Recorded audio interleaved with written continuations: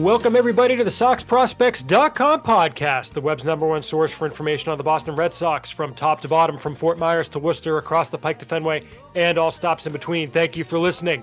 My name is Chris Hatfield. I am the executive editor of Sox Prospects, and I am joined, as always, by our director of scouting, Ian Kundle. Ian, my question for you this week to open the show is, what is your Red Sox minor league system union side profession? As we talked about last week, the Red Sox went and acquired a blacksmith. As we'll talk about probably very briefly on this episode, the Red Sox went and signed a former union carpenter. What would your union/trade side job be? Union manager, because I'm not getting my hands dirty. So that's like the easiest answer ever. I'm not a big yard work or any of those. Not very good with tools like that. So Okay. I'll oversee, because I'm good at that and can negotiate with people. I mean, that was the easiest question ever. I love that you have an answer to that. Okay. I Yeah, don't think I've stumped you yet. You're not going to find me, with a hammer and a buzzsaw doing work like that. That's not my cup of tea, as they say. All right. Well, your new nickname is Buzzsaw Kundle. Anyway, well, thank you all for downloading this show or streaming it or wherever it is you're doing to listen. If you want to support the show and hear more gems like that, you can support us by rating or reviewing us on iTunes, Spotify, Stitcher, etc. You can support us on patreon.com/Sox Prospects. Tell a friend, tell a neighbor, tell your union manager about the show. And of course, as always, we're going to get to your emails later in the show. You can send us your emails at podcast@soxprospects.com. Tell us what you want to hear about, because we want to talk about just that. So questions, thoughts, concerns, etc. Send them in, and we'll read them on the show if we've got time and they're cogent and they're good. Plenty to talk about, Ian, on this episode. We're going to talk about Fangraphs dropped its top 100. We're going to talk about some lower level signings in terms of importance, not lower level in terms of the low minors that the Red Sox made. A couple other notes out of camp and small things, but Ian, I think we should probably start where everybody wants us to start. That was a wild afternoon when that dropped. Yeah. I think that's the most I've tweeted in the afternoon on a weekday in a long time. Former Red Sox minor league prospect Noah Song, who you all know from us having to constantly discuss his scenario on this show. For those of you who are uninitiated, was drafted in the 4th round in 2019 out of the Naval Academy as a senior, signed for a below slot bonus of, it was $100K, right? Below slot bonus. I think we had him ranked at the end of the season as the top pitching prospect in this system. Does that sound right, Ian? I believe we had him fourth in the system at the end of the 2019 season. Yeah, he was really good. He was good. He turned out, if he wasn't the top pitching prospect in the system, he was number 2. He was like, when I remember, I was trying to bring up my report, he was like 96 to 99 with 2 above average secondary pitches, I believe, when I saw him. That sounds right. Yeah, it was really good, but obviously that checks out. Yeah. But unfortunately, because he went to the Naval Academy, had a commitment to the Navy to serve in the Navy. He had applied for a waiver, did not receive the waiver, and went to flight school. After he finished flight school last spring, he applied for another waiver and was waiting to hear back. This December, he was selected by the Philadelphia Phillies in the Rule 5 draft. We talked about that on the Rule 5 draft episode. If you want to hear more about our thoughts at the time, go check that out. Today, the Phillies announced, and I'll get straight to what the actual situation is, because they misstated it to begin with. Song's waiver was granted, and he's been granted a waiver of his commitment. He's going to be in the reserves or something in the meantime. It originally got announced that he had been discharged from the Navy, which didn't make sense. Yeah. Very different. It only would have made sense if he was like, I'm done. Yeah. If he was like, screw this, like, I am so disenchanted by how this has gone, I'm done with the Navy. Yeah, which is not the case at all. Which also doesn't really make it. Yeah. Go ahead. He had some quotes, and like I think it was ESPN or one of the articles basically saying like I'm very excited to be able to do both, like exactly what I wanted to do, blah blah blah. And it was one of those things where he's like, look, if I never get to play baseball, I'm perfectly happy serving the Navy. Yeah. right? He clearly wanted to do both, but he's like, whatever. Um, the discharge would have been if he was like, screw this, I'm done. And he, in that case, he would have had to pay back for his college Yeah, and it education. wouldn't have been like a He dishonorable. would Yeah, have had that's to, not what happened. So I don't know. yeah. Yeah, that's Well, he what would I'm have had to talking pay about. for like flight school because Yeah. they paid for his flight school. That's not cheap. I mean, I guess the team could have paid for it, but Yeah. anyway. So Noah Song of the Phil, we're going to spend a lot of this podcast talking about a player who's no longer in the Red Sox system for now. He's Yeah. reporting to camp tomorrow as we record this on Wednesday night. He's reporting on Thursday. Yeah. I wonder if he knew this was coming, if he's able to report tomorrow. Probably because, Probably had a heads up and he was but I nearby. would say that if I'm the Phillies, this is not what I wanted at all. No, and let's, before we get into Like, that, I think a lot of people, not I think, the reaction to my initial tweet about this, retweeting the Phillies beat writer who initially reported this, and there were multiple of them who reported this. It was a lot of like people furious, yeah. thinking that like Chaim Bloom got his pocket picked. And I mean, I'll go out and say, like, I'll say it. Peter Abraham had a tweet saying like, this Yeah, he is walked it back later. He said it was unforgivable or probably something. he said it was probably an overreaction, It but was an overreaction. yeah. Like I would tell him, I would say that to his face. Like I don't say that to be mean. Like I don't think that's the take at all. No. This is bad for the Phillies. Yeah, if I'm the Phillies, I won't, because so basically the reason it's bad for them is that if he had missed all of this year and come back next year, they only had to keep him on the active roster for 90 days. Well, let's clarify that too. He could have spent this year on the military list. He wouldn't have Yeah. even been on the 40. Never mind Correct. the 26 man. Correct. And so now by coming back, they have 15 days from opening day to add him off of the military list and to the active roster, right? It has to go once. Yeah. So we'll get into that. But then the biggest difference is he has to spend the entire year on the 26-man roster. Well, unless he's injured or on the IL, which we'll get into that as well. Yeah. But yeah, he can't be sent to the minors this year at all. And he couldn't be sent to the minors next year either, though. Like sure if he was on the military list all of this year, and but he could have after 90 days next year. Yes. This is what you were saying. Yes. Yeah. So here are a reminder of how the Rule 5 rules work. Player gets drafted in the Rule 5 draft. 10,000-foot level, he needs to stay on the 26-man active roster all season. Is the basic way to state it, right? Let's say the player gets hurt. He can be on the injured list. That's fine. However, if he does not have 90 days on the active roster this season, then he needs to complete 90 days on the active roster before the Rule 5 rules no longer apply and he can be optioned to the minor leagues. Okay. Or you can trade him and the other team can option him to the minor leagues, whatever. I'm confused. Then what is the difference if it was this year versus next year? This year he needs to stay. You just said including DL, he still has to spend 90 days on the active roster this year. If that's the case, there's no difference between this year and next year. Then. Sure there is. Because this year, if he is it's not like on day 90 they can option him. He cannot be optioned this year. Okay. I see what you're saying. Yeah, I see what you're saying. Okay. But what I'm saying is say he's only it's good that make sure I explain it right.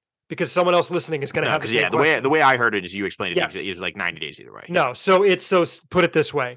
Say this year he actually gets hurt, and we're going to talk about the fake injuries thing because that's probably the most responses I got was him getting a fake injury. If he actually gets hurt and he's only active for 40 days this year, say, right? Let's say he's ramping up, hurts his arm. He's only on the active roster for the Phillies for 40 days this year. Next year, he needs to be on the active roster for 50 days before they can option him. Say this year he's never hurt. He's on the Phillies active roster from day one and he's never injured. It's not like on day 91 they can send him down. He's got to stay up all year. He cannot be optioned in the year 2023 unless the Red Sox basically trade him to the Phillies and, give up his Rule 5 rights, essentially. So he needs to stay on the Major League roster all year this year. As mentioned, he can go on the IL. I guess let's get to the fake injury thing because that's the thing most people were asking about. And we actually got an email about this. I'll mention the emailer when we get to the emails. it's not as simple as wink, wink, nudge, nudge, you're injured. If the Phillies tried to do that, the Red Sox would file a grievance immediately. Now, there's the whole thing of like, well, how do you prove whether or not the dude has a sore elbow? Yeah, maybe there's some wiggle room, but like,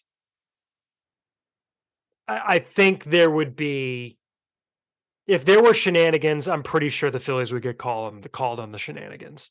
Right? I mean, Ian, I do you have mean, anything to yeah, add on that like point? Like, no, it's I just not as think that easy as like like you are hurt. I mean, teams have been punished for this in the past for like withholding information on injuries or entering injury information into like the MLB system and been punished. So I would not be surprised. Like the Red Sox will be monitoring this very closely, and if No anything question. looks suspicious, I would I would hope also, frankly, that they would be willing to take that step because, yeah, this is. I mean, obviously the Phillies were interested in. They will see if they got lucky or not with him coming back, how he looks and everything. But if they try to manipulate this, this is Yeah, and it'll get it's such an obvious target for that.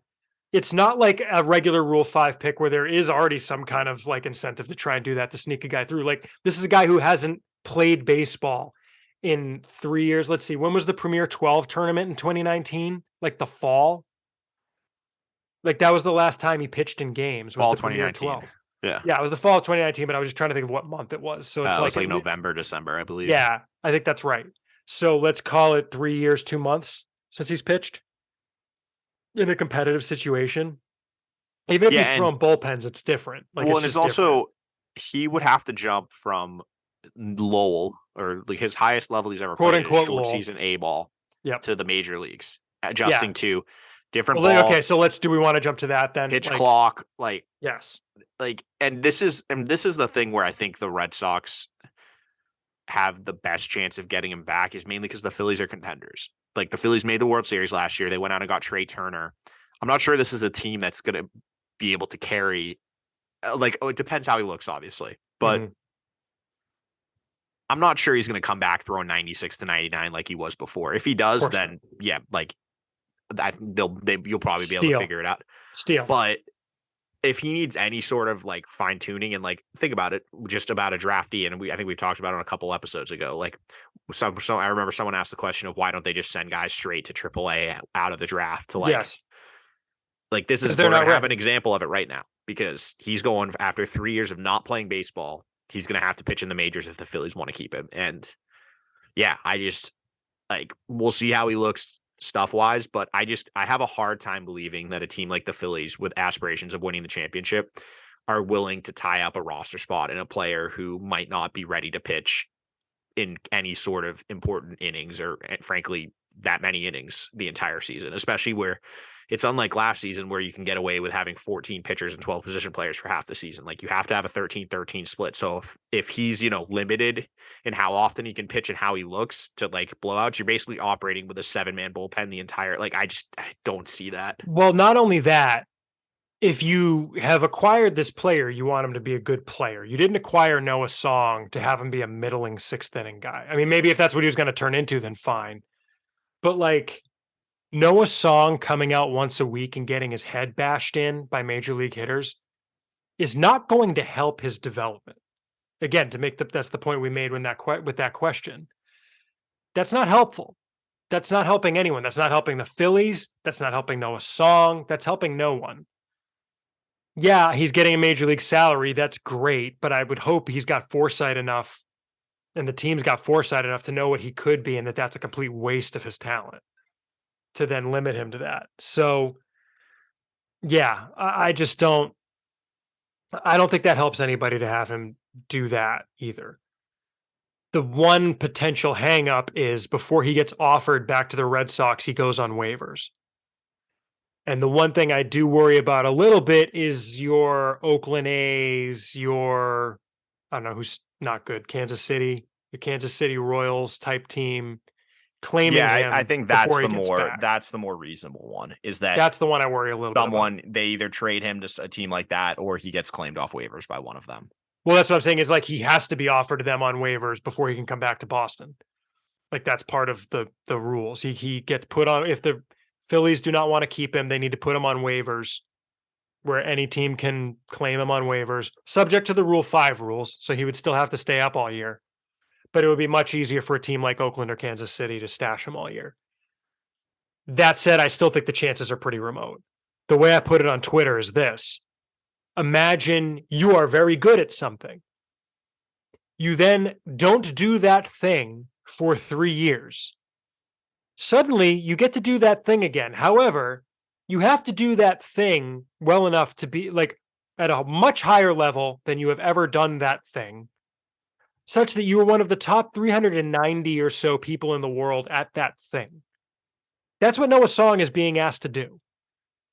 That's a lot to ask. Yeah, granted, maybe he doesn't literally need to be a setup guy or something. He just needs to be a serviceable arm in a major league bullpen, which, like, if he comes back with the same stuff that we saw from him in Lowell, not entirely out of the question. No. Well, and that's the thing that I feel like we're going to know pretty quickly, because we're going to get that report of what his first bullpen looks like. And if he comes out and he's like 91 to 93, which would be perfectly understandable, and they realize he has to build his arm strength back up and everything, he'll be getting returned quickly. Yeah. Or, well, not quickly, but like after spring training. Well, and yeah, we can or the talk about that in a 15th second. or whatever. Yeah. If he has anything close to what he was before, then that's where it's like, okay, this is dicey. We'll have to see, because yeah, if he's anything close to what he was in Lowell, I would not have been surprised if he was in a pure relief role, got into the majors the following season. Well, let me ask you this question. Can I ask you a question? Let me interrupt real quick. If he was Rule 5 eligible in December of 2019, do the Red Sox put him on the 40-man roster? I'm saying, like, if without even thinking about it. Yeah, right. Without even thinking about it. Right, I agree. So it's like, without the point here is the 3 years, right? Yeah. It's if his stuff is anything close to what it was, then I would not be surprised at all if he can stick, because, as I said, that guy that I saw in Lowell, I would have, if you wanted to fast track him in the bullpen, you could conceivably have said, if you were an aggressive organization, start him in Portland and he'll be up by midseason, like that following season. Yeah. But and, I mean, yeah. Well, yeah, we'll see. But like, I don't know. Keep in mind, he's 25, right? So that's part of why moving him into the bullpen and fast tracking him would be acceptable at this point. Yeah. Right. Because you don't want to, at this point, you really don't want to wait 3 more years for him to develop. Well, because that's the thing is, like, if you don't put him in the bullpen just to build back up his arm strength to be able to withstand a starter's workload, is going to take like 2 to 3 seasons. So it's minimum. like, I'd say 3. So it's like, yeah. And keep in mind too, just to clarify the rules a little bit too, because I did see some people messing this up on Twitter as well. If he is returned to the Red Sox, he does not need to be on the 40-man roster. That is why he got picked in Rule 5, right? Because the Red Sox calculus in November of 2022 on Song was, is it worth putting him on the 40-man roster? And yes, during the season, you can put him on the military list. However, in the offseason, there is no military list. He's taking up a 40-man spot. And if you think the Red Sox have like DFA'd useful players, let's name the name. It's that's Caleb not true. Ward. There is a military. Oh, there is a military list. I'm sorry. No, never mind. He's on the Phillies You're military list right now. I was wrong about that. Sorry. He's on the military list right now. The point is, when he comes back, whenever the waiver is granted, you no longer can keep him on the military list. The rule that is going to apply to him right now is he does, at least the way I read it, he does not need to be added to the 40-man roster until the end of spring training, because of the fact that he got his waiver after the Rule 5 draft, the way the rule is written. I tweeted it. Yeah, he doesn't have to until the next championship season starts. The next championship season game, which would be opening day. The way I read it, they might have another 15 days after that for I forget what the term is. It's like a trial period or something. Basically, to see where he's at. So they have like 15 days in which he basically gets like a rehab assignment, essentially. So they can keep him for up to 15 days into the season before they have to put him back on the 40-man roster. Now, the Phillies, they're going to 60-day Bryce Harper. They can make the room for him if they need to. The 40-man spot, I don't think, is the issue. And I think a lot of the Philly media was looking at the 40-man spot. What I'm looking at is the 26-man spot and what we just talked about. Like, that's going to be the hard part for them, is rostering him. But if the Red Sox get him back, he does not need to be on the 40-man roster. And the reason that is important is if they had put him on the 40-man roster to protect him, if he gets his waiver, now you can option him. Sure, he doesn't need to be in the majors. But you're taking up a very valuable 40-man roster spot with a guy that's not going to be ready for the major leagues probably until next year, the earliest, if you fast track him in the bullpen. Well, I think that's the biggest thing is like you look at the guys. I mean, people have been getting upset with the guys that are already DFAing this offseason. Like Exactly. they didn't keep Thad Ward. If they're not keeping Thad Ward, there's no way you're going to protect Noah Song, not knowing like any of this stuff. Like no question. Yeah, like I would have protected Thad Ward well before I would have protected Noah Song, risking it. And it's a risk. It's a calculus. It's not saying there's no chance he's going to be picked. As we've said all offseason, getting players selected from your system in the Rule 5 draft is not in and of itself a problem. The system is designed so that players get picked from in the Rule 5 draft every year. That doesn't mean that there were 16 farm systems where their organization screwed up. It means there were that many guys who were eligible that got picked. So getting a player's like losing AJ Politi, no problem with that. That's how the draft is supposed to work. Best of luck to him if he comes back. Great. Noah Song, there's such a remote chance that he was going to get picked. A, B, get the waiver. C, stick in the major leagues. D, even come back with the same stuff. I don't think it would have made sense to protect him. I really don't. We'll see what happens. I think it's most likely that he gets returned. I can't see him sticking. Certainly not with the Phillies. I think if he sticks, it's because he gets claimed or traded and sticks with a team that's a basement dweller that doesn't mind, pulling a Jason Garcia like the Orioles did and just sticking him on your bullpen all year and letting him get his head bashed in, and then it ruins him as a prospect. But yeah, that's the tough part because like on the one hand, for him, obviously being in the majors would be sweet. Like you literally making $700K instead of zero. Yeah, or whatever he's going to make in the minors. But it's wages. also that just like I almost wonder if it's like a catch-22 of what I was describing earlier, where if he looks good, even if the Phillies are like, we can't keep him, as you said, I think that it raises the likelihood of another team being willing to take a shot. And then it's like, yep. Yeah. So I don't know. It's going to be fascinating to watch to see how this plays out over the next couple of weeks, because obviously he's going to have to get into some games at spring training at some point, because there's no way you can, have him shut down the entire spring and then pitch 15 or have, 3 rehab appearances and decide. Yeah. So, well, it's kind of funny. We'll find out. As it turns out, during the Sox prospects trip to spring training this year, the Sunday when there's no minor league camp, the Red Sox Major League Club is in Clearwater playing the Phillies. So that had been kind of we weren't sure whether or not we we're going to make the trip, but yeah, we'll see. All right, well, moving along, the other news of the day, and of course, we'd already planned to record an episode today, but sure enough, things happened because we decided to do a show, is Fangraphs dropped its top 100 list, co-authored, or at least bylined, by Eric Longenhagen and Tess Taruskin. Sorry, I can speak, I swear. Red Sox placed 5 prospects. It's a top 100-ish list. It's all of Fangraphs 50 future value and higher players, which goes out to 112. So it's more than 100 players. The Red Sox placed 5 players on the list, notable because one of them was after 100.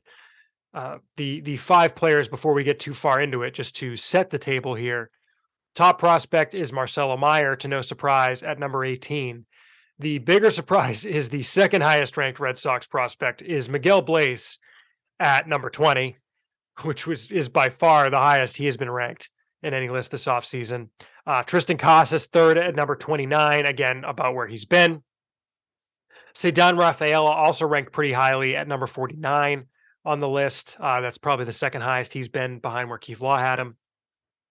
And the 5th name is, interestingly, Nick York at 102. Is where Longenhagen had him. Longenhagen and Taruskin clearly like Miguel Bleis. As we've mentioned, look, when Fangraphs ever comes out with a Boston list, if you want to see what we think of it, just look at our list. That's where our opinions are. And if you're a Patreon supporter, you get our top 30s. You can look there as well. But as far as how these guys are ranked, I mean, it seems there are 2 things that stand out, and I think we were kind of talking about this a little bit before the show. The 2 things that stood out the most to me are A, where Bleis is ranked, which is not terribly surprising to me because Fangraphs, while Eric has been there, they've always really liked the sort of, rookie ball pop-up flyer types. So that wasn't terribly surprising to me. But the other thing is just the description of Marcelo Meyer in his report is not the most flattering scouting report I've ever read on Marcelo Meyer. It's reading that, it just doesn't really seem to square with the number 18 prospect on the list, but he still got him there. I don't know what your reaction was to them, Ian, what you thought of the list, what you thought of the reports or anything like that. What were your kind of big takeaways coming away from this list? I guess starting with Blaze, I'm not surprised. I mean, I've said that I think I would probably wouldn't have him 20, but I think he's in the Yeah, top 25, 30. So I guess it's basically the same thing. you would have him Um, that high. yeah, I mean, I think he's that good, but I'm surprised, a little surprised. Someone else went there. Obviously, I think I've seen him a lot. I think I have a really good handle for it. I've seen all the underlying metrics, and I guess just the big question is just the hit tool uncertainty. But if you believe in the hit tool, then it's a completely justifiable ranking, in my opinion. Mhm. And yeah, I mean, the report it's not just where he has him. It's if you read the report, it's glowing. I mean, he basically said he would be like a top 5 pick in last year's draft. In his chat, And someone asked him about who the top prospects are going to be on this list next year, and he said James Wood and then Blaze. yeah, like it wouldn't be surprised me at all if he's like a top 10 prospect next year. Yeah. Because just the stuff he was doing, like as we talked about a lot, because we've been on him for a while, we kind of talked about, foresaw this coming all in a Mhm. way. Um, that yeah, just like the bat data is just insane. Like his bat speed's crazy.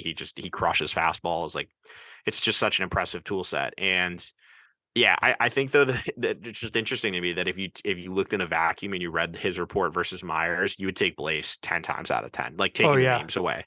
yeah. Because if you Yes, look at no for question. Blaze, they have like 50 hit, 65 game power, 70 raw, 50 run, 50 field, which I think is low, frankly. 55 throw. And then if you look at Meyer is All of 45. those are better than Myers, except for arm and fielding is the same Yeah. So it's like, by a significant and they're amount both too. up the middle too. One is center field, one is shortstop. So He's it's got not like, Meyer with a 45 hit tool, so yeah, I don't, which his seems Meyer report is weird to me. I don't agree with it. I understand. I can see what he's saying. Some of the stuff I do agree with the front, like the front side is a little stiff. His defensive stuff I don't agree with. I think that he gets kind of banged because he's not like that quick twitch shortstop. he's Like not Jose Iglesias. no, it's not flashy. He just moves. It's just so fluid that it doesn't look like he's really trying out there when he goes to make those plays in the hole or whatever. And I almost wonder if he's getting dinged for that because it's like he isn't. He's like I think he's a good athlete. He's not a great athlete like some of the other guys we've seen, Sure. but I still think he's like a above average to plus defender. So I'm surprised he was criticizing the defense because I mean I think that yeah, Do it's you know any scouts who criticized his defense that saw him no, this year? that's I don't. that's that's why it's weird. Yeah, Um, it's a little eh, strange. but yeah, because like he praises his instincts and his quickness, but then he says like his straight line speed and awkward running gait. Like I don't know, I just didn't really talk to anyone who thought he couldn't stick at shortstop, and I nothing like my bars. Like I watched Andrew Bogarts play shortstop the last couple of years, and Meyer's a Right. substantially better defender than he is, and they're similar sizes. So I don't. Yeah, that was Yeah. surprising to me, but in the end of the day, he still has him in the top 20. So whatever. I mean, it is what Yeah. it is. It was weird, but yeah. Um, but yeah, no, I think we've been pretty clear about what we think about Blaze when we talked about the other rankings and like how like who was someone left them off, and it was just like that's not smart. Blaze was left off by Was it? Kylie. No. No, Law? I, I don't know. Law, I don't know. No. Someone, I thought someone did, but maybe I was wrong. But anyway, but it's just like he's really good, and yeah, it's cool to see. It's nice to see someone that we've been on very early and been kind of had that high. Like other people are finally starting to catch on and catch up. That's where he belongs. And the rest of the list, like Costas, there's not a lot to say about him. Like I will say he looks in much better shape than he did at the end of last season or Dude, during this yeah. offseason. That video that came He was out looking a today of little him soft in taking some BP. videos he posted of him hitting the cage this winter. And I think he said he lost like 20 pounds or something, I don't think it was 20, but he or said he 15 lost or like something. I don't 15. know. But Yeah. yeah, he looks a lot he looks a lot better physically, so that's good to see. And the Rafaela one is, yeah, I mean, if you it's Rafaela is such a weird prospect in the sense that if you go just strictly based on his defensive ability, if he even is like a 30 hitter, he's probably an everyday guy because he might be like an 80 defender in center field. Sure. And just the bar, if with his defense is so low at the plate, but at the same time, like he can be a very valuable defender and not be a very valuable overall, not be as valuable overall because of the hit. So that's why he like has like a wide range of error bars almost because of his offensive projection is so kind of it's debatable. Like he has some really big red flags there. So I get though if you prioritize and if you're thinking of it just from like a purely a WAR perspective, he does belong probably in like the 50s because that defense alone Yeah. can drive that way up. Even if he doesn't hit it all. So yeah, no, it's going to be it's interesting. And then I guess the last one, who is it? York at 102. So York at 102 is basically, if you read the write up, it seems like what they're doing is essentially attributing his bad year at the plate this past year just to the injuries. Yeah. Which I don't know if I'd go there because York had a bad start before he got hurt at all. Even if you want to say from the point he got hurt afterwards, you can attribute to the injuries. I think it's also he saw him in the AFL and seemed like he was really impressed by what he saw. It did seem like he liked it. Yeah, even though the wrist popped up again in the AFL, which he does reference. Yeah, but like it does sound like he liked him in there. Seen him, like he can hit. It's just like I think the concern is just that might be his only plus tool or even above average tool. We liked the hit tool coming out of camp last year. We were really excited about him, you know? Yeah, so it's like I get it. Yeah. But I think that is why I can see other people being like I can see being concerned about is like if you're talking about a guy who's hit but he's nothing else is above like a 45, then that could be a little weird. Like that's, what is that player? A 60 hit below average second baseman with like fringy power? Like is that an everyday guy? That's maybe a soft 50. Like So I think I understand having him on the list. I think that if those other lists went longer, he'd probably be in the 100 to 150 range on all of them too. So it's not like he was that far off. Do you think? I mean, I can check because Kylie has in his write-ups, he has like the ranking of them if they were above. I don't think he had York. I think he might have had. No, he's the one who had Blaze as an honorable mention. Oh no, he had Rafaela as an honorable mention. He ranked Blaze. That's what it was. Kylie ranked Blaze in the top 100, but didn't have Rafaela, and he had Rafaela with the honorable mentions. That's what we were thinking of earlier. Yep, that is what we were thinking of. So he doesn't have York actually in his top 200 because that's what I'm saying. So you had to be a 45 plus to get on it. And I think it's exactly the concern you were saying. If you're a one tool guy and you didn't show the one tool this year, it's really hard to put the guy sniffing a top 100. So I don't know. I get it. I think it's fine. Is what it is. It's an interesting list. I think, look, as far as all these lists go, I think the best way to approach them is A, read the reports.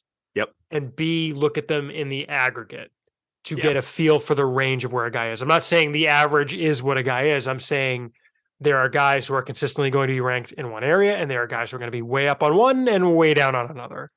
And I think I'll just add that like doing what they do, having to put out a complete, 100 plus person list. Hard. It's so hard. Like so hard. We're not criticizing at all. No, that's kind of what I think we talked about a lot. Like when we were talking about, for example, like Keith Law's list, like as long as you have like a reason where either you've seen it or you've talked to someone who believes that, then I don't have an issue if you're going to go out on a limb with something. Like we've gone out on a limb on guys before, or like, and we've been right and we've been wrong. Yeah, we went out on a limb with Blaze last year. It turned out we were spot on with it. But like, yeah, we've had other ones where we've gone high, like guy like Aldo Ramirez, we were high on, and then he has gotten hurt and never pitched basically since then. I still don't think he's made his debut for the Nationals. I don't think he has. Yeah. So like, as long as you have like, for me, it's more about the process. It's if your process and it got you to a conclusion, but you can justify it and you have evidence. I don't have any ranking you want to go with is fine by me. Like as long as you have something to back it up, that is have more something than that makes sense to back it up. Yes, what I was about to say is, and by back it up, I don't mean looking at a stat line and saying he had 30 home runs in the minors and that's why I'm putting him there. Like that's not okay. But if you're talking to scouts, if you've seen them in person and that's if that's where you end up with, that's fine. Like we can argue about that. Heck knows, as I've talked about, like there's guys in the system right now who we don't have in the top 10 or top 15 who other scouts I know have in the top 5 in the system, or vice versa. Like it's just we argue about guys internally. Right. We usually come to some kind of a rough consensus. But it's not just yeah. like it's with going organization, depending on what scout you talk to, you can have two scouts watching the same game and come out with a different conclusion of a player. So yeah, it's just it's hard to do this, and there's going to be inherent like there's going to be differences because it just all depends on who you're talking to or when you're seeing a guy. So yeah, I mean it's interesting to see as someone another person lined up with us on that, but yeah, it doesn't make the other guys necessarily wrong or us or Eric right. Like who knows? We'll find out in a couple years. That we will.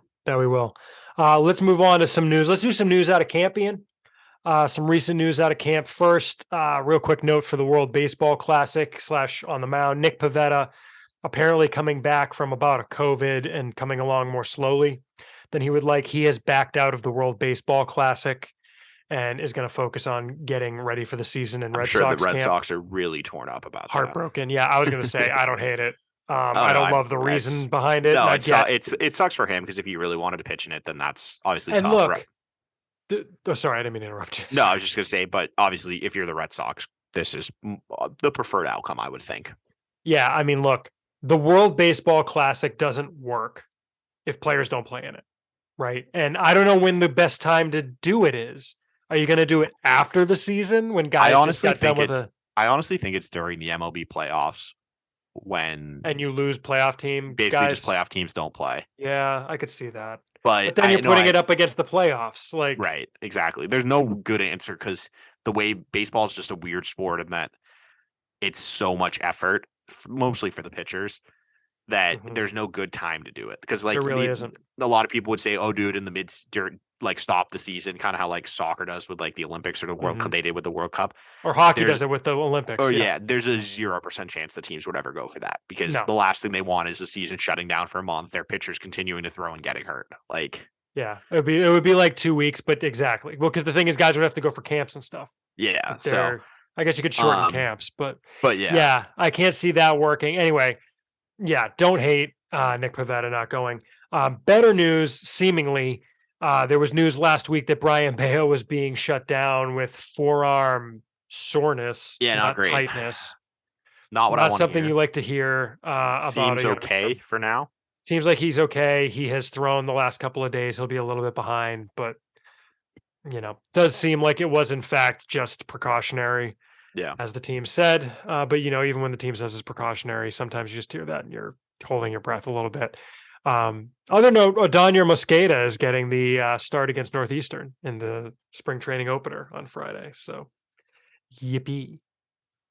I think that's about it. Anything else? Oh, I guess the other camp note, which I guess is kind of a camp note, kind of an entering camp note.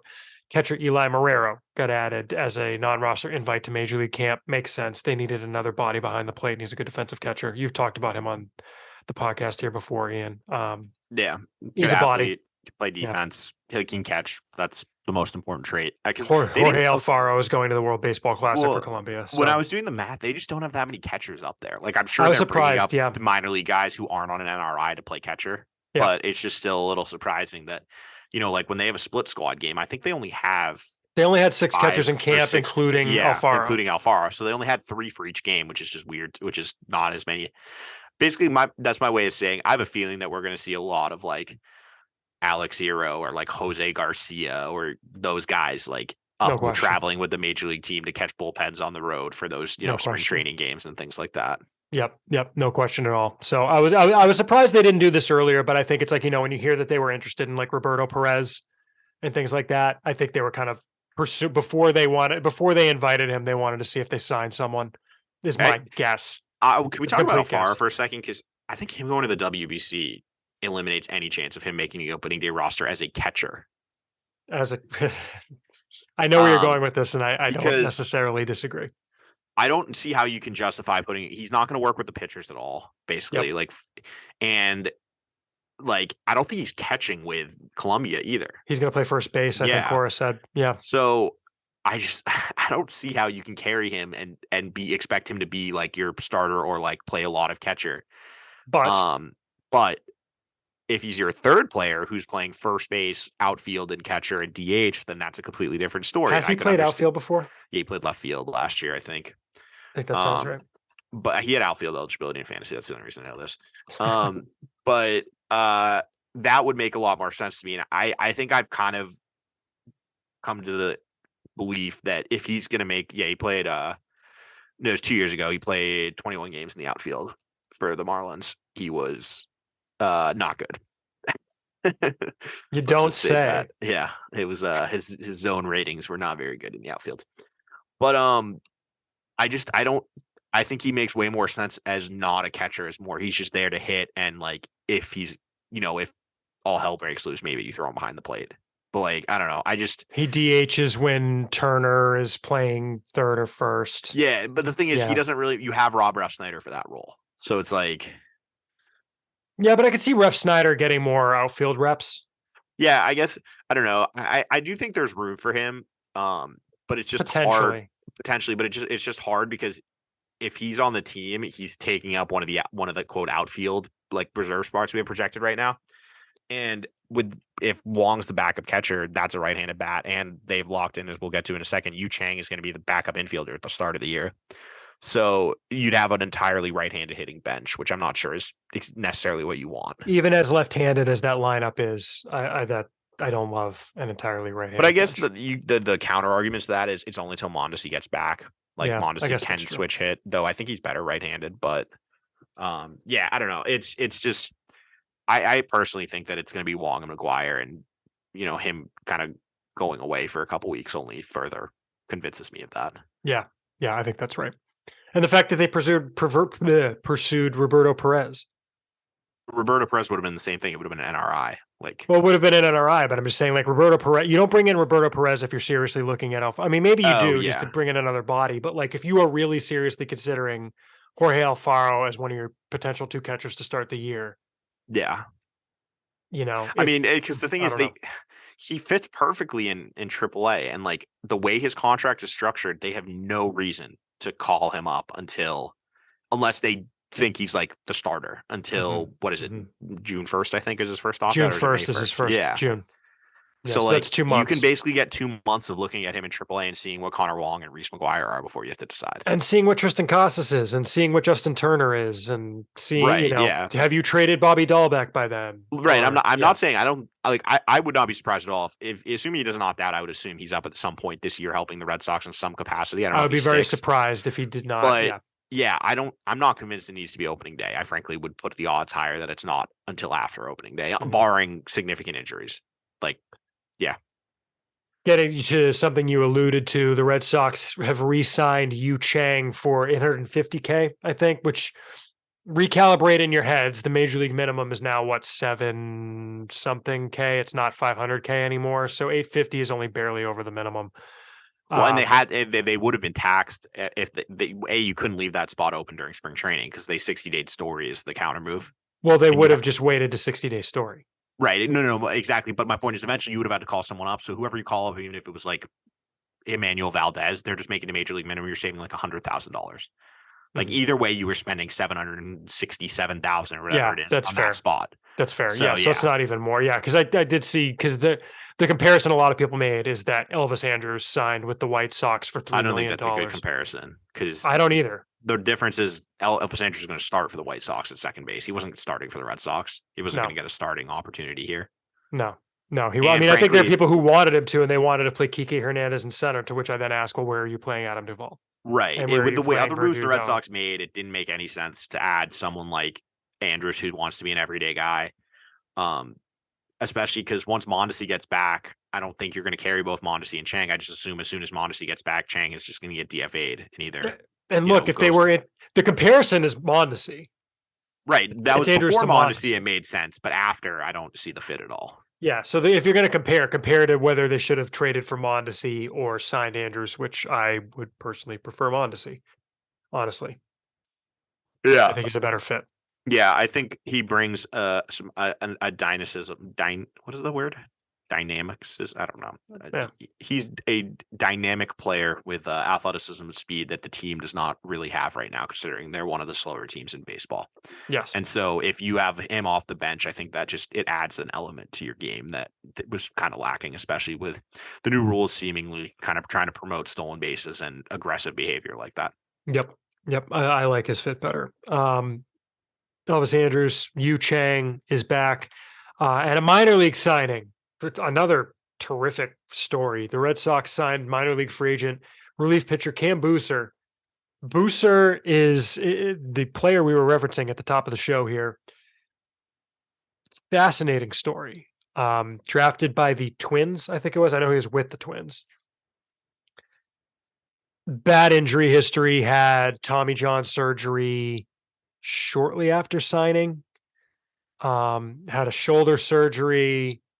Was hit by a car and broke No, a he bone hit in Tommy his John back. in college. Tommy John was in college. Oh, and And he had a, tore his labrum in the minors. he also had a surgery in the minors because his Tommy John didn't heal quite right. Yeah.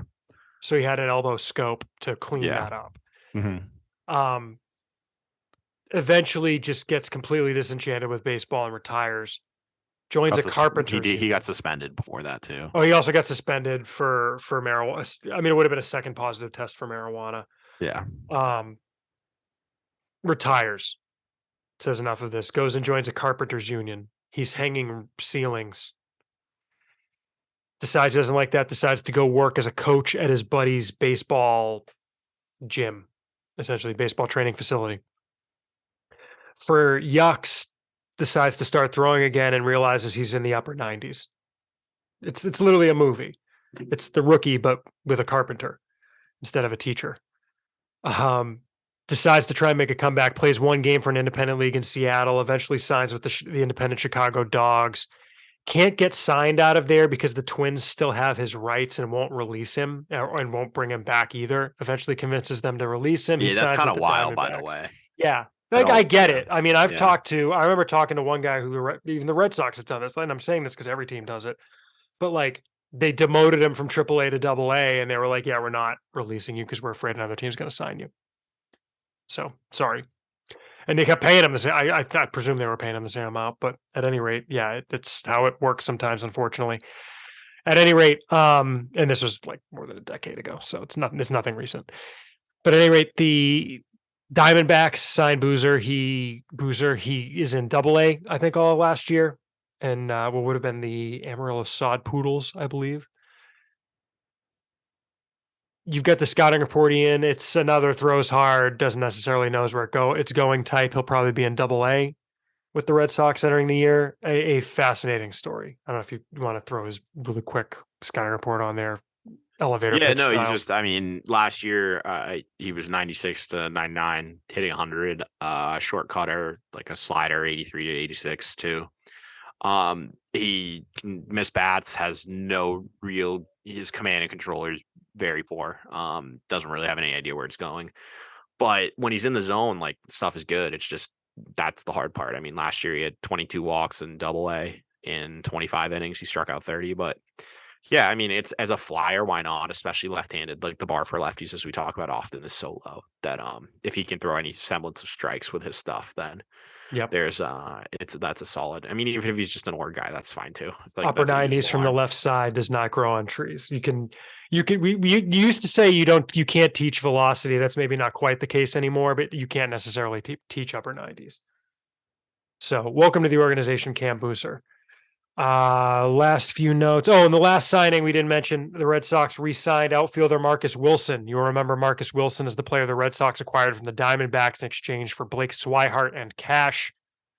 Was with the organization from 2019 until 2021. He actually has the first home run in Worcester Red Sox history.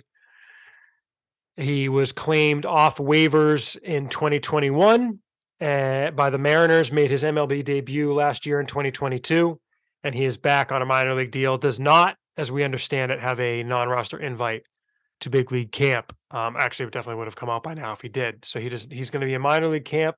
But welcome back to the system for a guy who is extremely highly thought of in the clubhouse. Good guy.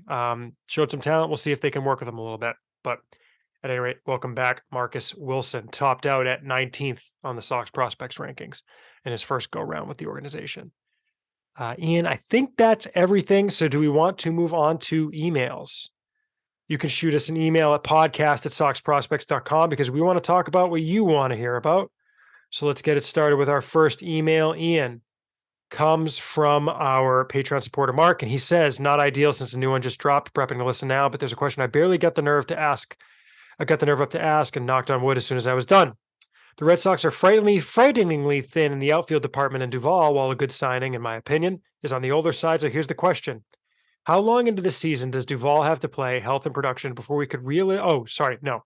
How long into the season does Cedar Rafaela have to play health and production before we could realistically look at Cedar Rafaela as a replacement, assuming that he's not struggling at AAA, obviously? How long before he's an option in the majors, Ian? I would say probably sometime mid-year, but honestly, the big thing is the chase rate. Is he not Well, it's chasing also as many though that pitches? it depends what happens at the major league level. True. Yeah. Like Do he you could be need a replacement? all right. He could be killing the ball, but if Duvall's hitting 250 with 15 home runs in July and like June, you're not going to call him up. Hmm. So, but yeah, so let's say hypothetically in this scenario, if Duvall is struggling, I still think you're looking at least June, July, like probably like they've been cautious with their position players. Look at Costas last year. He didn't come up. I'm granted there were a lot of some of the injury was behind He that, was but what hurt he didn't come up until what August last year. August. Yep. So I don't think there's going to be any rush with him, and I frankly I would not want to rush someone like him because he still has a lot to work on at the plate. And I think it's things that are better, easier to develop and kind of work on when you're facing, AAA pitching rather than the grind of the MLB level. Because I think the thing that gets forgotten is it's not just that, when you're in the majors, obviously the pitching is better, but it's a completely different schedule. Like when you're in the minors, you're doing a lot more on-field work before the game. There's a lot more instruction. When you get to the majors, there's just not as much of that personalized instruction that, you know, they're not going to be spending. You're not doing full infield outfields every day before games. Like it's just he's not getting those special, BP sessions like he does in the minors. Like just a lot of the stuff that goes on. You're not going to be able to as easily bring in roving instructors and work with them, hours before the game. Like Yep. it's easier to do that development in AAA than it is in the majors. So I still think it wouldn't be until the summer. I think I'm inclined to agree. Our next question is from Patrick, who says, is there anywhere with a list by team which shows which teams, quote, lost the most players who were Rule 5 eligible this year? Am I wrong in thinking the Red Sox had an unusually large number of players taken? If so, isn't that odd given the Red Sox system is described as middle of the pack to bottom third? What about the teams with systems which are described as, quote, loaded? Wouldn't those systems get hammered year after year? I don't know if there's a list. I mean, there aren't so many players taken in Rule 5 that you couldn't just. The Pirates had like 10 or something. Yeah, the Pirates had a ton this year. I mean, And look, it's not about whether the system is good or not, because if a play like top end players are never Rule 5 eligible, right? Like they get protected and or make the majors before they are Rule 5 eligible. So I don't think there's really going to be a correlation between the best systems and who loses the most players in Rule 5 necessarily. Right? I mean, does that make sense? yeah, no, it's like it's just a matter of circumstance. I think that this Yeah. year was weird for the Red Sox. That I mean, if you look at all the guys that got taken were, am I right? It was all right-handed pitchers, wasn't it? In the major league portion, of course. Oh, three guys they lost were right-handed pitchers. Yeah. Yes. So it's just like it was just weird year where they had a lot of right, and we talked about it. They had a lot of righties. They had a lot of right-handed upper minors pitchers. Grant Song's a unique case where I'm not sure any other team takes him other than Philly, frankly. But yeah, like I don't know. As you said earlier, like losing AJ Politti's fine. You're not going to protect a guy like that, in my opinion, especially if you had him behind Frank German, Herman, you had him behind Caleb Ward, you had him behind Zach Kelly, guys like that. You're not protecting someone like that. And I guess the same thing with Ward. Not that I don't agree with that decision, but so I just think it was kind of just a matter of circumstance, and it's more you need to focus, I think, on the positions they're losing because that's I think the most easily replaceable position is right-handed relief pitching. So Agreed. yeah. Agreed. Yeah, and keep in mind, like I think I've mentioned, there was a stretch of 10 years where the Red Sox had players selected in all but one or two of those Rule 5 drafts. Like again, it's not a problem to have Well, and players I selected in think Rule one other 5. But thing I think, is yeah, what a lot of teams. I was just gonna say really quick, sorry, that it's not also like a sign of great strength to have players selected in Rule 5 either. No, and I think the other thing is too that like a lot of teams. So you're talking about like what do the best teams do? Like the Rays make like 5 trades right before the Rule 5 deadline every year, where they Yeah. swap prospects for guys off the 40 or who don't need to be like Rule 5 eligible, things like that.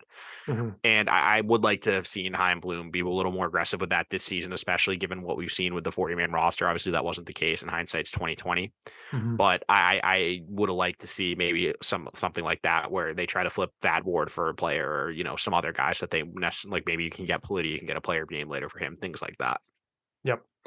Our next question is from John B, who says, "Hi, Chris and Ian. Neither Bobby Dahlbeck nor Jaron Duran seem to have a role in the big league club. We've seen how valuable 40-man roster spots are, so I'm surprised the Red Sox don't do a 50 cents on the dollar trade for one or both, maybe getting back prospects who don't need to be on the 40. The Red Sox must have some kind of plan for Dahlbeck and Duran. What do you guys think the plan is?" I'm curious what your response to this is, Ian. I mean, I think it takes two to tango, and I'm not sure how much interest there was in Dahlbeck specifically. I'm sure they've looked into both. Yeah, I think Duran I would hold. I'm interested to see what he does with this new. He switched his stance around for the 50th time. But he's kind of a more normal stance rather compared to where he was last year when he had his hands really low, super open. So I'm interested to see how if he's kind of going back to a more contact oriented route and just let the power come naturally because he's jacked and really strong rather than trying to sell out for power. But I just with his athleticism, I would keep him around ahead of Dahlbeck for sure. And I think that I know that if they were actively looking to move him, there would be teams interested. Dahlbeck, I'm not as sure because he's a 28-year-old. He's 28 now, by the way. Yeah. Yeah. Like he's not 28 yet. He's going to be 28 this season, but Same difference. he's Yeah. a soon to be 28 season. year old with like a career 35% strikeout rate in the major leagues. Like that's the type of guy that gets non-tendered, even if he hits 35 home runs in a year. Like it's just not a profile that's sought after. And yeah, he doesn't really make any sense on the Red Sox roster, but at the same time, Costas' injury record is not the greatest. Justin Turner's obviously isn't good. Like I would not be surprised. And he's old. Yeah. So they don't have another corner infielder who's major league ready on the 40-man for like a spot like that. So I think that his 40-man spot would have to be taken up by someone who can do the same things, not like play the same positions as him, and they don't have someone like that. So I don't I don't think they move on from him because you need a player like that in your system. They need first base, third base depth who you can at least throw in the major league level.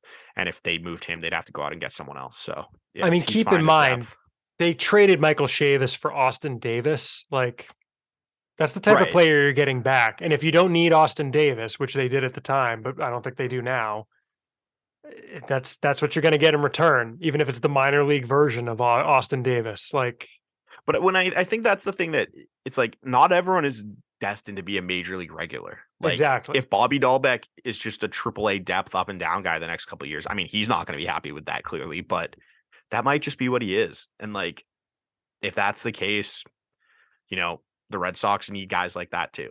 You know what I mean? I think it's in a weird way, you've kind of reached a point where like every prospect is seen as like, oh, if he gets called up, it's probably a major leaguer. When the reality is there are very few guys who are consistent everyday major leaguers. Yes. Like when Bobby Dahlbeck got called up, I don't think we ever said he was like an everyday regular because that ceiling was in there for sure. Right, but it wasn't at the time. Like, no. Yeah, he was a top 5 prospect, and what we said at the time was a very weak system, and that's part of the problem with having rankings that you compare from year A to year B. Like he's a role. He was. I looked at this report. We projected him as a role player. Like that's what he like. I People didn't like that either. No, but like, there's nothing wrong with that outcome. No player wants to hear that, but like, not everyone is going to be a 60. Like, not everyone's going to be a 55. Not everyone's going to be a 50. You can be a valuable major leaguer as a 45.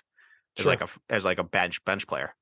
And I think that that's kind of something that needs to be recalibrated is like the expectations with Duran and Dahlbeck. They could be perfectly fine in the roles they are where they're AAA depth and come up if the Red Sox need them this year. Like that's probably the roles they should be in, frankly, not what they were rushed into in previous seasons because of deficiencies in areas on the roster. So yeah. I don't think worrying about what Dahlbeck is like, that's not a concern to me. Like he's perfectly fine where he is. And if he doesn't enjoy the AAA shuttle, then I mean, he'll probably get moved eventually.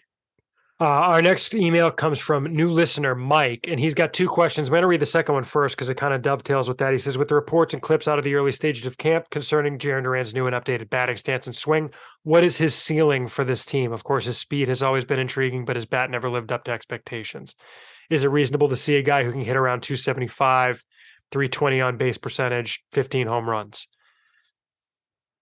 That's like a 90th percentile outcome for him at this point, I think. I mean, I've talked to a scout this camp who still says he still thinks Durant can be an everyday guy. Maybe Like not 90th, they're still 80th. believers. Like, oh no, Yeah, that's pretty high up there. But yeah, I mean, there's always a chance. It's just so like, and this is the thing with Durant is we've seen this before. Like he's changed his stance and swing numerous times. It's been sure. impressive in batting practice. And at the end of the day, the proof's in the pudding. Like until we see him go up there turning on 95 up in the zone consistently, like I'm not gonna, I'm gonna be skeptical because Yep. that's and until we see a strikeout rate under 24% or so, like I'm gonna be skeptical. Like you know what I mean? It's just Yep. 100%. you can tweak as many things as you want and look great in batting practice, but that doesn't mean it's going to translate in game when it actually counts, and that's what we need to see from him. Mhm. Mike's first question is this one's for new listeners like myself. What brought you and everyone at Sox Prospects together, and how did you become the most credible source in the Red Sox farm system? Specifically, how did you gain the scouting knowledge you have? And I guess I kind of want to focus on the latter part. Subscribers to The Athletic, there's a great article about the start of the site that Jen McCaffrey wrote. It kind of cuts off before Ian kind of ramps up with the site, which I kind of hated, but it's fine. But as far as the scouting knowledge, especially where I'm specifically interested in hearing you talk about that, Ian, as our director of scouting. After all, because all I would say for me is I've done this for 15 years at this point. But I'm curious, kind of in the nutshell, kind of how do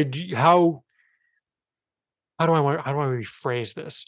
Because how did you gain the scouting knowledge you have, but just how did you hone kind of your process might be the way to put it. Yeah, no, it's a good question. So I was living in Washington D.C. at the time, and I had a car, which not many people do when you're when you're in your early 20s in DC. More people do now, though. But Yeah, I yes. guess a few years ago. I'm not gonna say how many. Not as many people did. But I just started going to minor league games because I loved baseball. And yeah, I just started going to Frederick Keys games. I don't think they exist anymore, but They do. They're a wood bat team. oh, okay. They're not affiliated anymore. They're a college wood bat team. But yeah, I started going to games and I would purchase a seat right behind home plate and I would go sit there and did that for a couple stands. And basically I would just be the asking or talking to the scouts only really if they wanted to talk to me. And a lot of them do want to talk.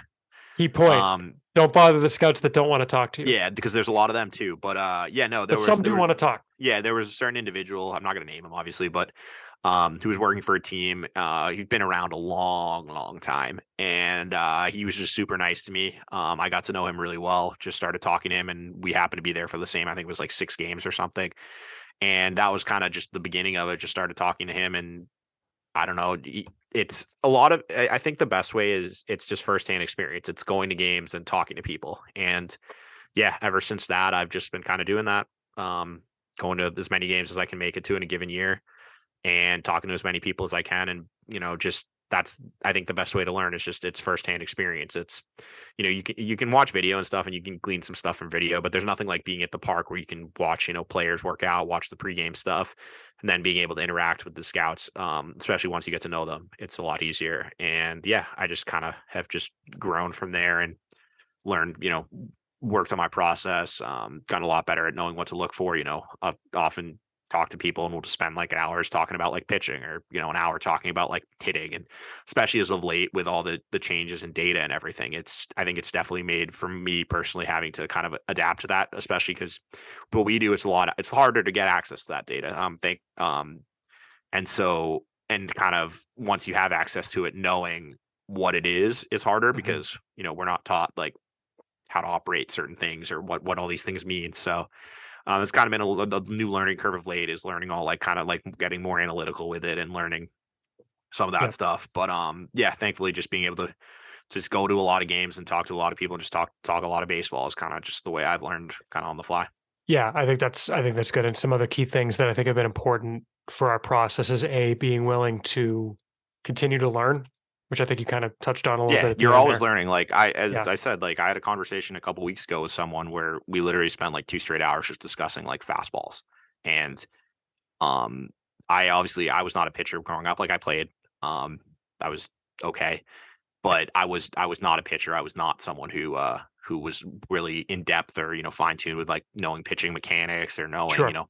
about like fastball shape or things like that. And Mhm. so obviously, like I'm always willing to learn and still learning now these days too. And that's why when I'm able to, and luckily enough in position with what we do, I've been able to build a pretty big network and been able to talk to people and learn from those who are kind of, ex-players and people who know more about those things than I do or have more experience. And yeah, it's a constant learning effort, but it's a lot of fun. But I think the biggest thing is just being able to just watch as much baseball as possible at the Yep. start, because that's where you kind of build your baseline from that.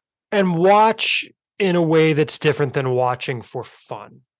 Yeah, you're Right. not going to like have a beer and a hot dog and Yeah. just like Which there is nothing wrong with. there's nothing wrong with that. No, too. I still enjoy doing that as well. Hell yeah. Um, but no, it's you're watching, and if you were trying to start from the beginning, I would recommend going and watching, like pick an individual player on each team, or maybe a pitcher on one team and a hitter on the other team, or a hitter on that team. Start small, because it's hard if you're trying to focus on a bunch of different things at once. It's a lot easier if you kind of break it down and say, I'm going to spend all of my time watching this person and every movement they make on the field. Yep, exactly.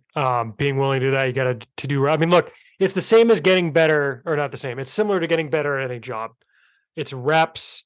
It's listening to people who know more than you. It's practicing well, and like I said, continuing to grow about it. So, and then I think the other thing is just developing your reputation, doing good work, being fair, being objective, not just going for clicks or impressions, but doing a good job. You get the respect of people in the industry, and that helps your base grow and things like that too. So that's also been crucial for us.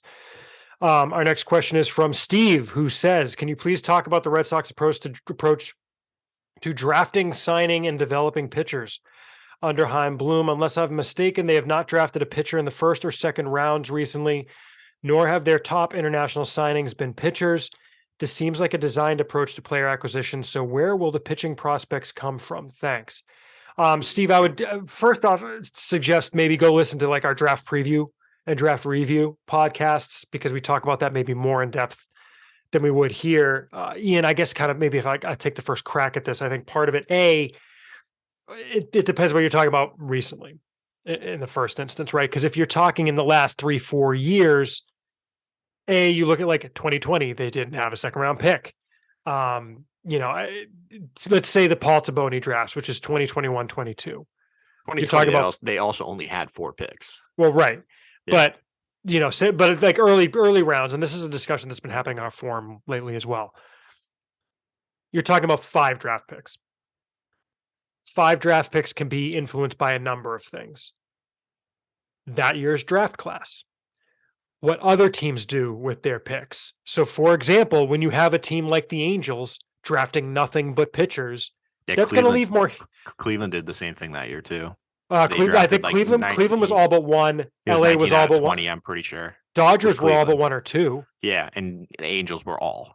Yep. So you have 3 teams doing that. That's going to leave more hitters on your board, right? Just by consequence. And a lot of teams now lean very heavily in the draft towards pitching, because pitches are a lot easier to objectively evaluate using pitch data. Yeah, spin I think rates, that velocities. is the biggest change, is that you have to. It's a lot easier to draft, and if you notice the teams that did it, like Cleveland, they're like very analytical, and their pitching development also is insane. So like they're going to turn like those guys into like front rotation starters probably, because that's what they do. They're going to be like Right. Tanner Beebe and find 6 miles an hour on their fastball after they sign. But yeah, I know. I think I honestly think a lot of it too for the Red Sox is just like circumstance of where they're picking. Sure. Like you look at 2021, you're picking 4th. You're not taking a pitcher that high. There wasn't one worthy of it. And maybe Jackson Joe, but you didn't have a chance, so it doesn't matter. Like you don't think they would have picked Leiter there? No, I mean, who knows? That's what I'm saying. Who knows? Right. That's what I'm saying. With what was left at the time. Right. I mean, if Meyer falls to you at 4, you're taking Meyer at 4. It's not surprising that they took the guy who a lot of places had as the number 1 prospect in the draft at 4. Right. Like, and who is clearly the top ranked player from that draft right now on all these top lists, right? Lawler, maybe. I don't think Lawler's been ranked ahead of him. All right. Anyway. But Point anyway, I stands. think he has actually. But anyway, yeah, like and then you look at last year, they were picking like 24th, and they clearly really liked Mikey Romero. I Lawler, mean, yeah, Lawler's ranked out of him. You're right. Mikey Romero fits the archetype of guys they've targeted early in drafts the last few years. Because, and let's be honest, you can't have a California. I mean, unless they can find a two-way California player, which I guess Cutter Coffee was kind of that. Mhm. A two-way California shortstop who also can pitch. I don't know if we're going to be getting a pitcher in the first round anytime soon. But no, that was a joke that Chris just completely just no sold. So Sorry. we'll just Yes, continue. No, I'm I out just of it. think that it's I don't know if it's organizational philosophy. I don't know if that's it. I think it's more they will say it's just the way the board has fallen. I have a But theory. Yeah. yeah, I just wonder, and I don't hate it honestly, that with what we're seeing with pitching prospects this year, and I think like this early in camp too, like with Bayo, the scare, Daniel Espino, I don't know if you know who that is with the game with the Guardians, Guardians, yeah, who just got their hurt. top pitching prospect. He's got shoulder Or not stiffness. got hurt. He has continued to He's be continued to hurt. get hurt. Like it's hard. Pitching prospects take a while usually. Like they get hurt. It's just what happens. I do honestly wonder if you kind of reach the point where it's better to use your major resources to get hitters, which tend to be more. There's a Safer. higher likelihood of them turning out. Yeah, it's safer, and then just volume, just load up on pitchers late and in the IFA market, and try to hit one or two because I think it's a lot Yeah. easier. It's a lot riskier. Like if I mean, we've seen it in the past. Trey Ball, like if you put your whole draft into a pitcher and he doesn't turn out, that can hamstring you. Like having the seventh overall pick be it was he seventh overall? Did I make Yeah. that up? Nope. 7. Seventh overall pick not turn out and not even get above double A is just like that's can really impact an organization. Whereas it's a lot more, I think, palatable. It's a lot easier to get more value from hitters at the top of the draft. To be fair, that 2013 draft was terrible. Fair, but I mean, Austin Meadows would have been fine. Like, Yeah, but I'm saying there were players taken ahead of him who didn't pan out either. Cole Stewart, etc. but I mean, they're all pitchers. Like Mark Cole Appel. Stewart, Mark not that Appel. year. Yeah, Tyler Kolek, another one a couple years ago. Like Yep. Riley Pine. So Like, yeah, and I guess so. I mentioned I had a theory. Here's my theory. I don't think the Red Sox are specifically saying we do not pick pitchers in the first 2 rounds. I would be stunned if that's what they do, and I'm sure that what they would say is, "Why would you take half of the players off the board? That'd be silly." What I think is that the way that they evaluate players, clearly they value a good hit tool. Clearly they value guys who hit the ball hard. Clearly they value guys who play up the middle, which doesn't mean they're going to stay there. It just means they're guys who are up the middle in high school and have athleticism. And, yeah, they move down the defensive spectrum fine. I don't think it's, the joke about taking California high school shortstops. Like that's happened, but that's not like Marcelo Meyer is not the same as Nick York, is not the same as Mikey Romero. They are 3 different players. There are similarities, but they are 3 different players. If you look at the high school guys they drafted last year, Mikey Romero is a very different player from Roman Anthony, is a very different player from Cutter Coffee. They're different. You can't just look at, oh, well, they're all high school hitters.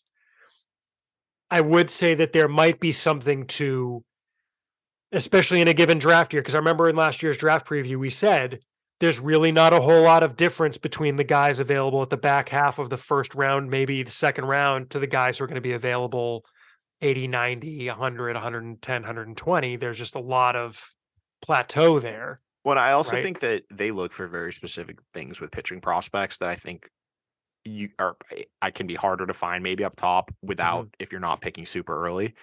But or if like the guys you're finding, like there might like Dalton Rogers, Noah rounder. Dean, like you can get those guys later in the draft. Well, that's what I was going to say. Yeah. I mean, look, if they had Elmer Rodriguez Cruz, right?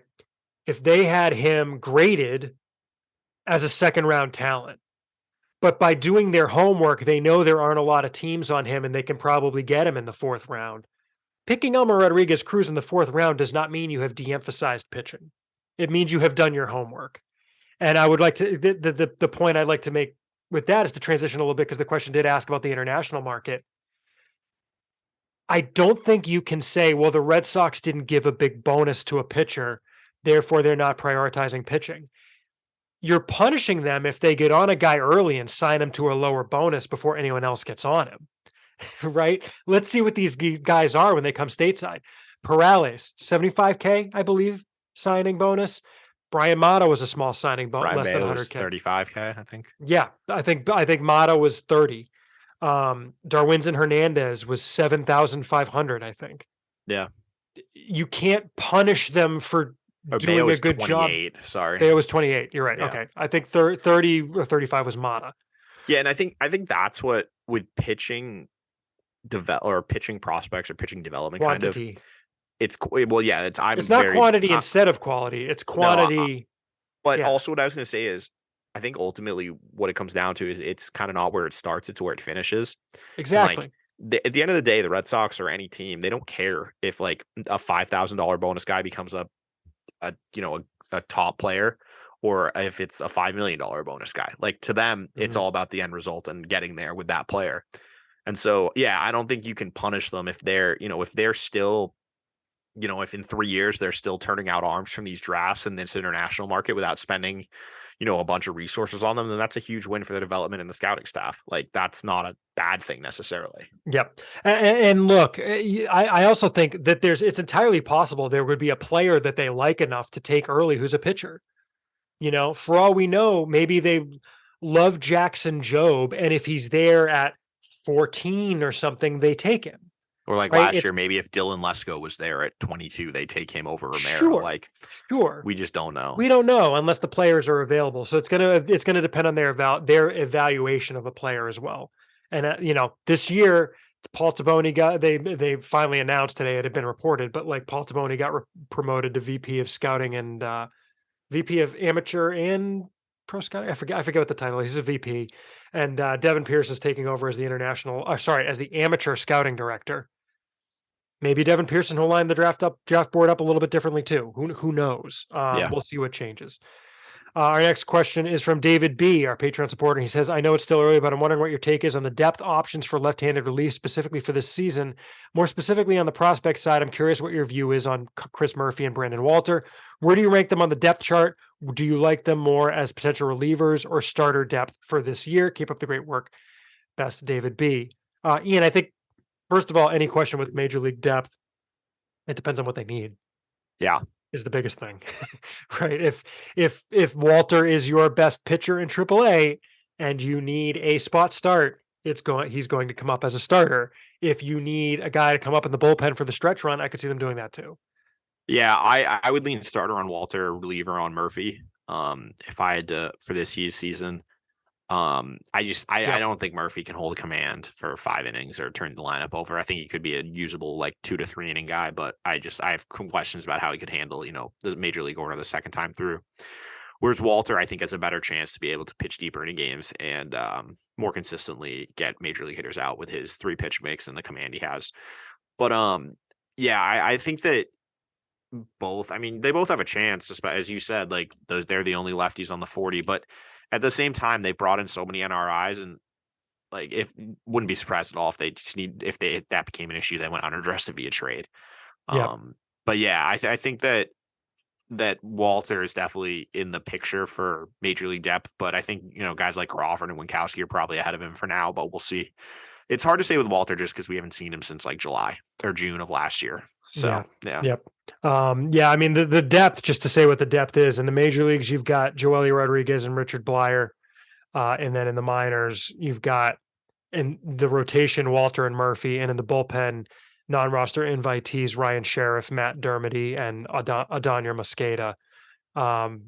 Joe Jocks is a guy who didn't get an NRI, but they picked in the minor league Rule 5 draft who might be interesting. In Double A, you've got not a whole lot. You've got Cam Booser, you've got Brendan Salucci, Brendan Nail, Rio Gomez. Not a whole lot there at that point. So thanks for the question, David. I do And think it's then interesting though if you look at our rosters like Greenville, that we don't have a single left-handed like there's not a lefty on that roster. they didn't have a Including single lefty in Greenville, Salem, or the Florida Complex League last year. right, but that's what I'm saying is like there's for a couple drafts, and you look at last year's draft though, they took like what 5 lefties I think or 4 lefties. So I don't know if that was maybe kind of a Dalton correction, Rogers, but they took right? Rogers. Dean. Is I think Dean it's a lefty? 4. Yeah, Rogers, Dean, Rogers, Dean, Hayden Landry, Mullins, Nathan Landry, Landry, Connor and Butler. Connor Butler. So they took 5. Mhm. So I don't know. I'm interested to see if that's like kind of like a correction where they went out and decided to realize though we do need some left-handed pitching depth, and that's why they went out and got so many. Mhm. And then just a shout out, thank you, Eric, for the email about Noah's song. But I'm pretty sure we addressed it during that segment earlier. So again, podcast at soxprospects.com. Hit us up. We want to talk about what you want to hear about. And with that, we're going to wrap it up. So thank you, everyone, for listening. You can follow us on Twitter and Instagram. You can follow the site at Sox Prospects at both locations. You can follow me at SP Chris Hatfield. You can follow Ian on just Twitter at Ian Cundall. That's IANCUNDALL. You can follow my screaming cat, Fifi. She actually does have an Instagram, but that's for y'all to find. We want to thank everyone who supports us on patreon.com/Sox Prospects.